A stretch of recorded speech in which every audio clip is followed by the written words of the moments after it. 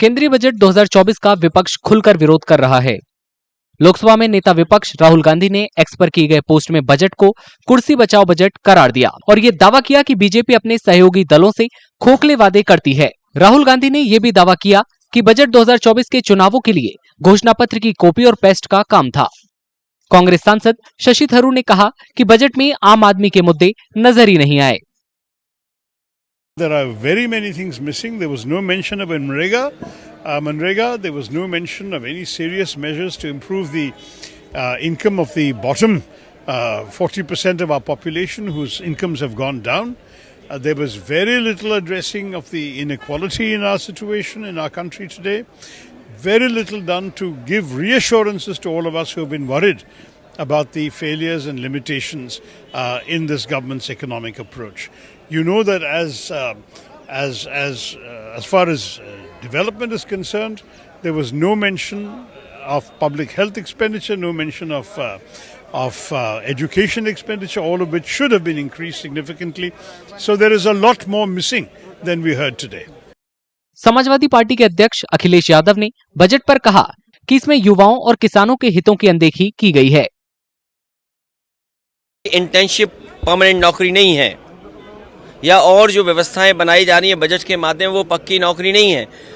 Samajwadi party का मानना है कि बजट के माध्यम से जब जनता ने आपको तीसरी बार चुन करके भेजा है तो पक्की नौकरी के लिए क्या इंतज़ाम है।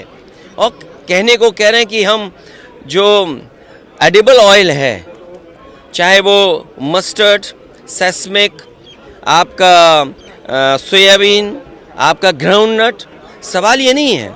सवाल ये है कि बाज़ार को आपने 10 साल किसकी मदद की जिससे बाज़ार में वो खाने पीने का रिफाइंड तेल भर गया जो बाज़ार में आज पक्की तरीके से खड़ा है।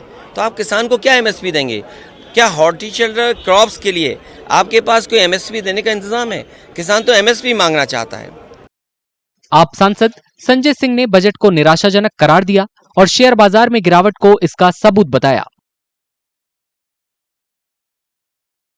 शॉर्ट टर्म कैपिटल गेन पर टैक्स बढ़ा के 15% से 20% कर दिया। लॉन्ग टर्म कैपिटल गेन पे टैक्स बढ़ा के 10% से 12.5% कर दिया। तो जो छोटे निवेशक थे जो अलग अलग कंपनियों में शेयर बाजार में अपना पैसा लगाते थे उनके ऊपर भी आपने टैक्स की मार दे दी और इसी के कारण आप देखिए कि शेयर बाजार बुरी तरीके से धड़ाम से गिरा है। तो इस बजट से घोर निराशा इस देश के करोड़ों लोगों को हुई है जो महंगाई से, जो निजात पाना चाहते थे, जो एमएसपी दोगुना पाना चाहते थे, जो अग्निवीर जैसी योजना से छुटकारा पाना चाहते थे, और एक बड़ा वर्ग कर्मचारियों का जो ये उम्मीद कर रहा था कि पुरानी पेंशन आप बहाल करेंगे, उस पर कुछ नहीं बोला आपने, चुपचाप रहे। तो इसलिए ये बजट निराशा का बजट है और शेयर बाजार उसका एक प्रतीक है। बीजेडी ने बिहार और आंध्र प्रदेश को मिले फंड को तुष्टीकरण की सियासत करार दिया। Union government at center headed by BJP, the alliance partner, they have given support for the sustainable of the present government. Bihar and Andhra Pradesh, JDU and TDP. Right now the budget speaks the appeasement. They have pumped money to Andhra Pradesh and Bihar.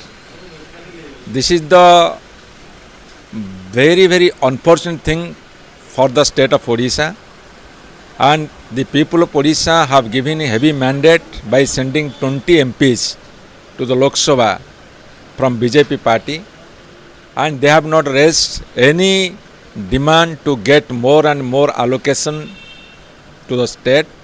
This is most unfortunate thing.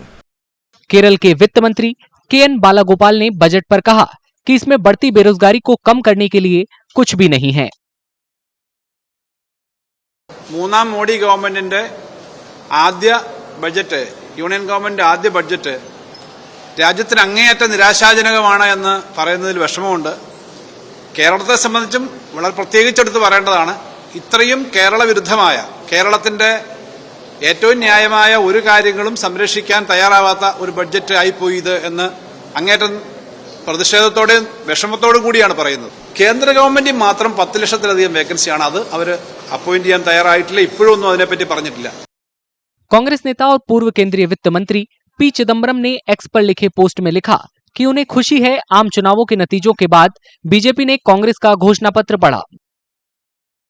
Chidambaram ने दावा किया कि budget में कांग्रेस के घोषणा पत्र के 30 number page पर लिखे रोजगार के मुद्दों को बजट में शामिल किया गया है।